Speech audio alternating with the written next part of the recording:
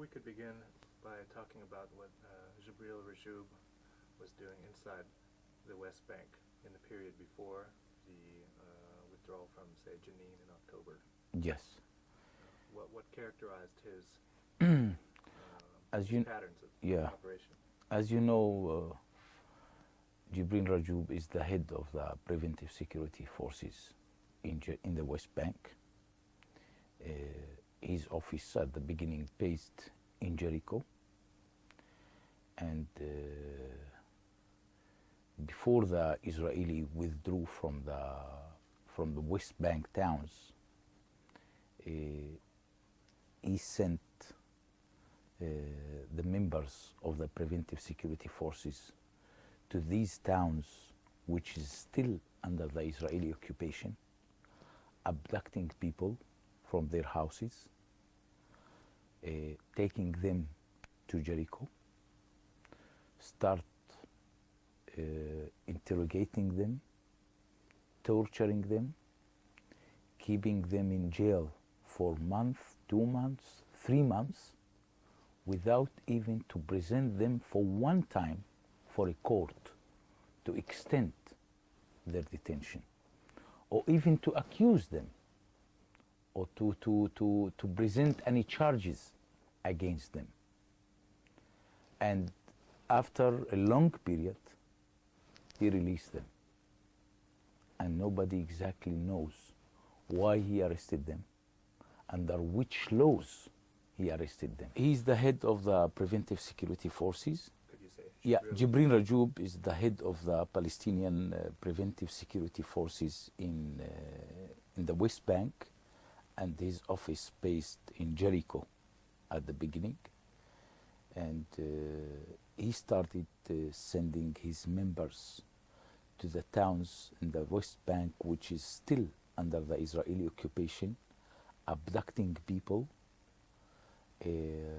taking them to Jericho, starting investigating them and torturing them, keeping them in jail for 1 month, 2 months, 3 months, without to extend their detention, without to present them for a court, without to present any charges against them. And then he released them. Nobody actually knows according to which laws he already arresting these people and releasing them. And if these people are still under the Israeli occupation, it means that the Israeli occupation got the responsibility on these people not to allow to any other authority to interfere in their daily life. But really, in fact, the Israelis did nothing in this issue. They knows exactly what did the preventive security forces doing in the towns which is still under the Israeli occupation.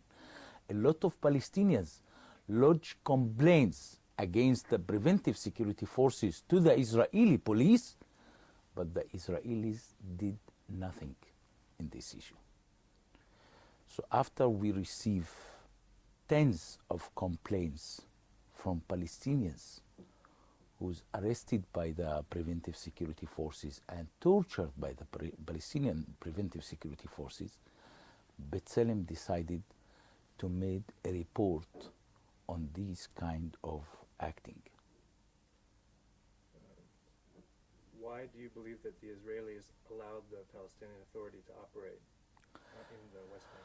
I think because the Israelis knows that at least at the end they are going to leave these territories, and the Israelis from the other side would like to give the Palestinian Authority the opportunity to paste themselves in these towns from the beginning. So that's why the Israelis kept in that time so silence about all of these things. You met and interviewed some of the people who claimed to be arrested and tortured by the PA. What kind of stories did you hear? Can you give me some examples? Yeah, really I met about 25 people who arrested by the preventive security forces, they took them to Jericho and they torturing them. The main problem here that the torture methods which used by the preventive security forces is very similar to the methods which used by the Israeli security forces. Why? Because the Palestinian interrogators today were the people who suffered from the Israeli torture in the past. They arrested by the Israelis several times and they already learned the methods of the torture. So today, unfortunately, they implementing these methods on their own people, on their brothers. They are cutting hands from the back. They are putting the sack on the head, covering the head by sack. They are beating them. They are leaving them standing under the sun for a long time, for 1 day, for 2 days. And the main problem that these people who are arrested by the preventive security forces, they are people who suspected by the preventive security forces that they committed a civilian offenses, not political offenses. Drug dealers, sexual harassment, thieves of cars, people who suspected as collaborating with the Israelis. No one of the people that I already interviewed them was arrested because of any political reasons. It means that the acting of the preventive security forces is not to put an end for the Islamic terrorists. So that's why B'Tselem also, this is one of the reasons why B'Tselem decided to make the research on the preventive security forces.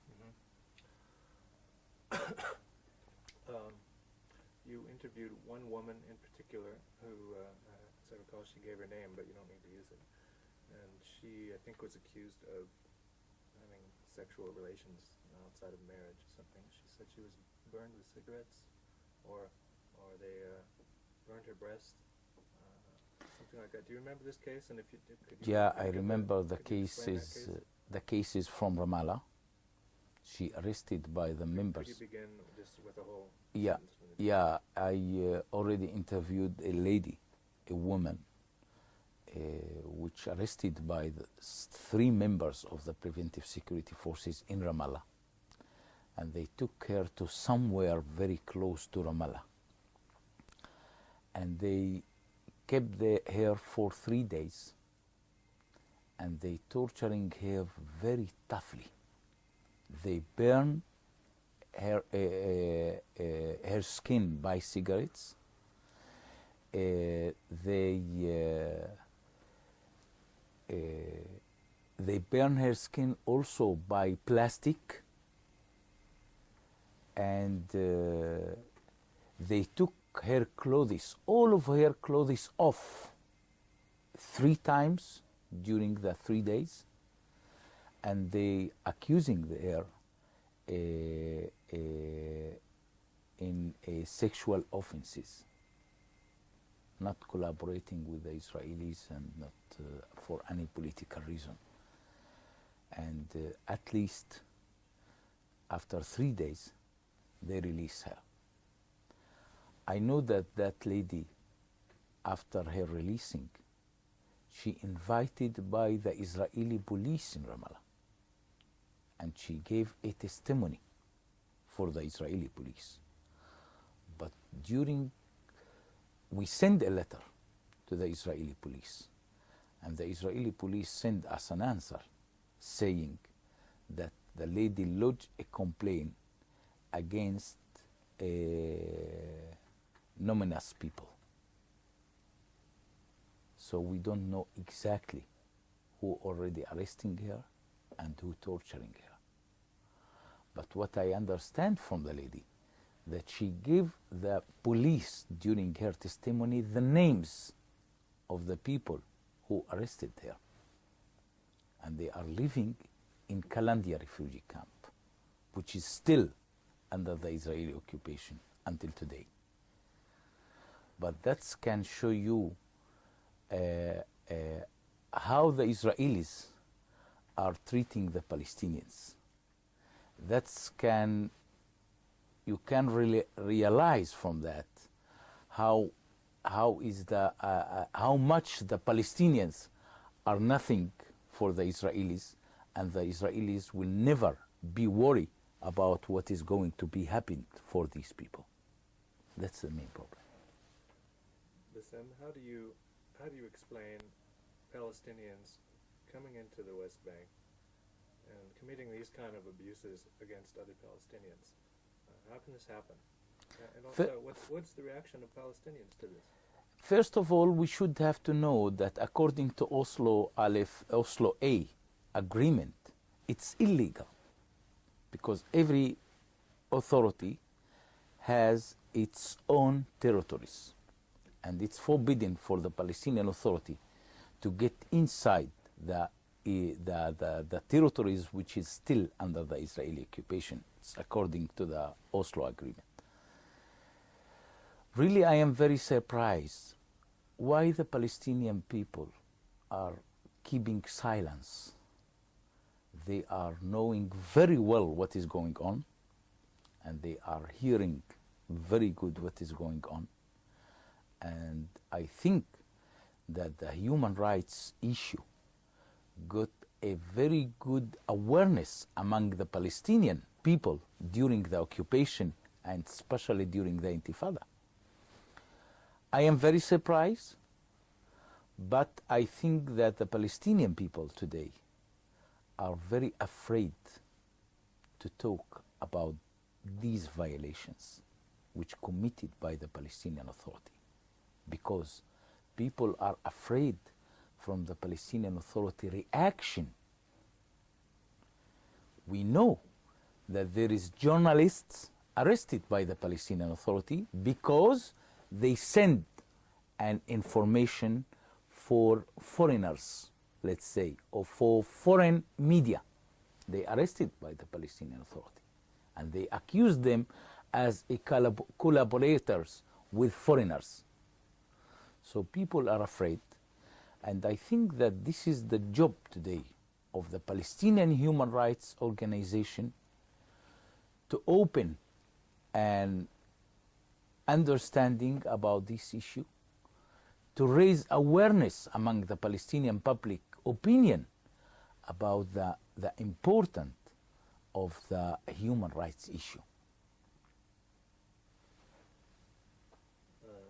Yasser Arafat established a court in Gaza called the State Security Court.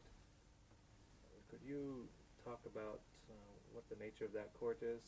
Does it operate according to any kind of recognized judicial principles? Is it constitutional? Yeah, I think that this kind of court is also illegal. Could you begin by saying what about this court? The Palestinian Authority, or Yasser Arafat, established since he came to Gaza a state security court. This kind of courts is using in the Arab countries, we know, in the dictatorship countries. And this kind of court is illegal court. But I know that there is a human rights activist in Gaza who's called the lawyer Raji Surani. Because he criticized the establishment of this kind of courts, he arrested. He arrested for 19 hours because he protested the establishment, because he condemned the establishment of these courts. From the other side, I read a good report which written by the Amnesty International on this kind of court, and they call it the Midnight Court. They are bringing the people in the midnight and they sentence them for 3, 5, 7 or a life imprisonment without to give these people the opportunity to appoint any lawyer, without to present any draft of charges for these people. I know a journalist who was the editor of Al Watan newspaper, and his name Sayyid Abu Musameh, because he wrote an article in Al Watan newspaper criticizing Arafat's policy. He arrested, and during 24 hours they present him to the State Security Court and they sentenced him for 3 years imprisonment. And the main problem, when you are contacting the Palestinian Authority, the people who are responsible on this kind of courts, they said, we know nothing about this case. We should have to check it. Please give us few days. So sometimes few months are passing without to receive any kind of information from the Palestinian Authority. The main problem of Arafat and the Palestinian Authority after all bombing incidents happened in Israel in the last 2 months, that Arafat himself suffering from the Israeli pressure. Any problem happened today inside the Green Line, the Israelis accused the Palestinian Authority. And the Palestinian Authority should have, it seems that they should have to do something to show the Israelis that we also fighting these people and these groups. So, any incident happened inside the Green Line, the Israelis accused the Palestinian Authority, the Palestinian Authority opening an arbitrary detention among the Islamic movement and the opposition political movements. And they are starting arresting people, going at midnight, opening doors, sometimes breaking doors, arresting people, and on the second day they are mentioning to the Israeli media that last night we already arrested 100 Hamas people. On the second day we already arrested 150 people. Today we already got 600. It looks like a fight or a war against the Israeli public opinion, just to bring it for the media, and then the Israelis' public opinion will be very quiet when they heard that Arafat already arrested 600 Hamas members. But nobody knows exactly if really all of these people are Hamas or not. Sometimes you have a Hamas supporter, sometimes you have a Hamas sympathized. So what is his problem? So they are suffering. But from the other side, all of these kind of arbitrary detention make the Palestinian public opinion very nervous on his authority, the Palestinian Authority. That's the main problem.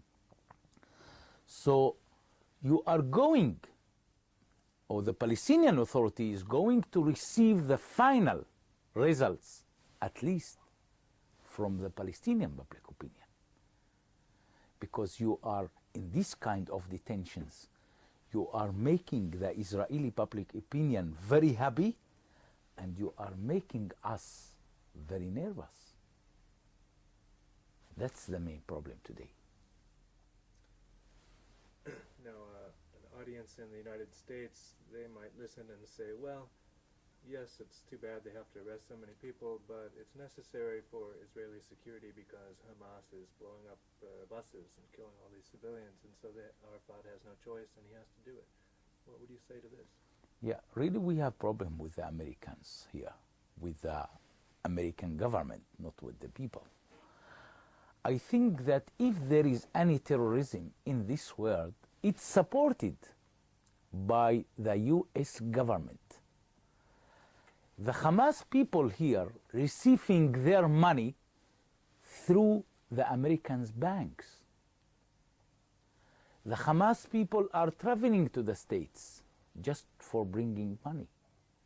And I didn't saw any time that the Americans government try to take any measures against these donations which sending to the Hamas movement. So when there is any bombing, the Americans today coming and putting also pressure on the Palestinian Authority that you should have to solve this problem. But this problem is passing from the States to Gaza. So why the United States not be able once to stop all of these donations, to stop sending money through the Americans' bank? So why you are accusing me today when something happened today? We should have the Palestinians to accuse the Americans government that if any bombing incident happened here in Israel, it's the responsibility of the Americans government. It's not my problem. Are you suggesting that the United States supports the bombings by Hamas? Why do you think they haven't tried to stop them? No, I couldn't say that they are supporting it directly, but they know exactly what is going on this world, and they didn't try any once to interfere to stop this kind of acting. The donations which coming from the United States, I couldn't say that the United States are supporting bombing, but I know that the United States in somewhere in this world are supporting terrorism also.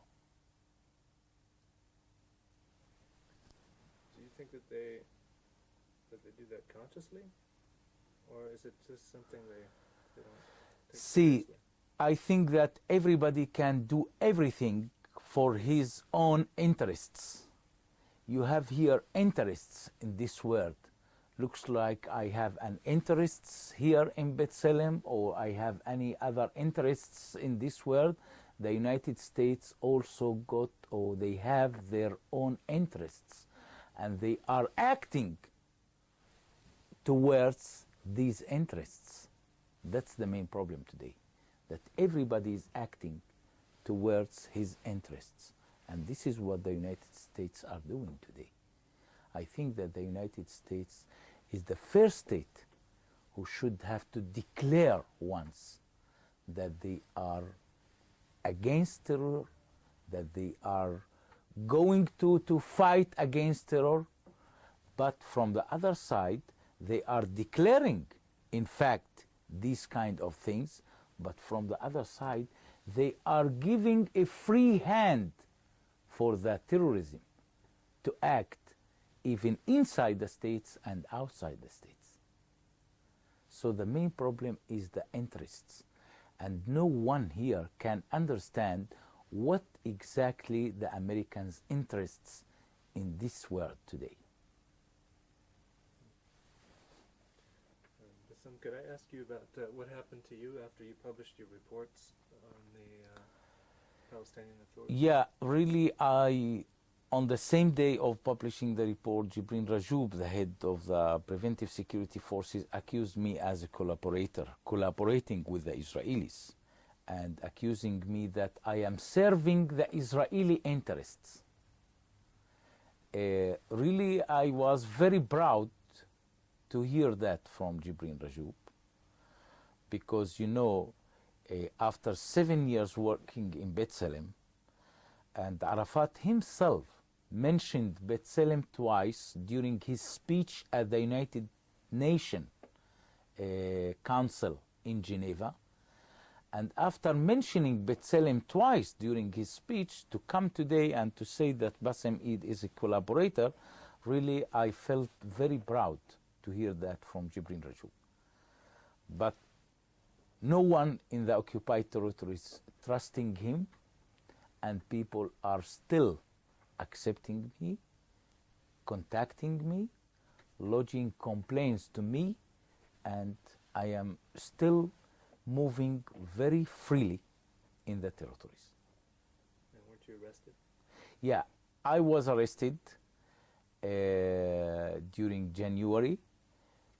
I don't think that my arresting came directly because of the report, but there is another things that I am criticizing the Palestinian Authority all the time, criticizing their behavior to the media, to the freedom of speech, to the freedom of press. And because of that, they arrested me for 24 hours, and only after an international pressure, they released me. I'll just ask you one more question. Yeah. Could you tell me about what kind of press freedom that has existed under Arafat's authority? Has he allowed a free discussion of ideas, or? Really, there is no freedom of expression. There is no freedom of speech today under the Palestinian Authority. When journalists arrested, it's very clearly that there is no freedom. The main problem of the Palestinian Authority that they are people who are looking to occupy the public opinion, the Palestinian public opinion. They don't want to give the journalists free hand to bring the all information, to bring what's happened in the field to the public opinion. They want to direct the public opinion. So that's the reason why they open a ministry, and they call it Ministry of Information. If anybody looking for information, he can go to the ministry directly, and then he will receive the all information which the Palestinian Authority would like to give. And that's the main problem. The main problem today, that Palestinian journalists didn't got any of information resources. This kind of suppression on the freedom of press is harassing the information resources.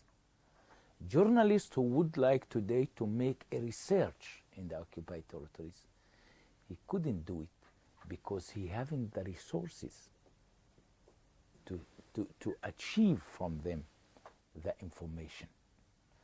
And the main problem of the Palestinian journalists today, that they are sitting, keeping silence, waiting for the international organizations to come and to defend them and to protect them. But to do it by themselves, they don't want to do that. That's the main problem. And if the Palestinian journalists will keep under this situation, I don't think that we are going in the future to say that we already have a free press or free media.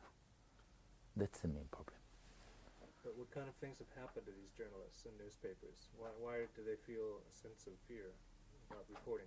Yeah, because I think that these people are not professional people. The journalists, the Palestinian journalists, are not professional.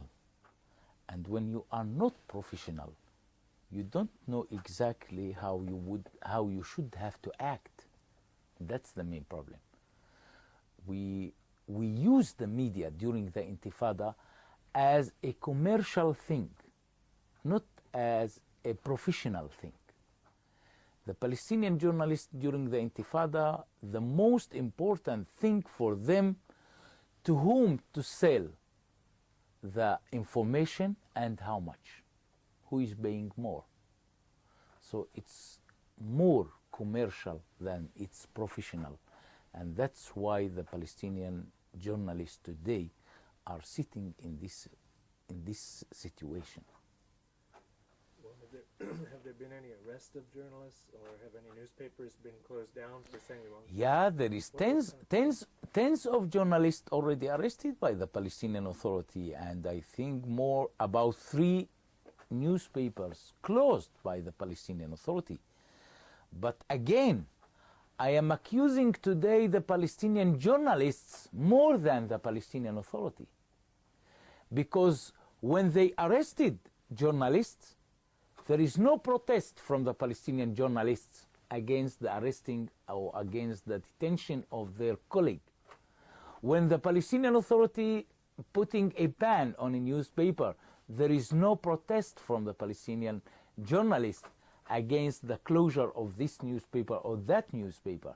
So that's why I am saying that they are more commercial journalists than they are professional journalists.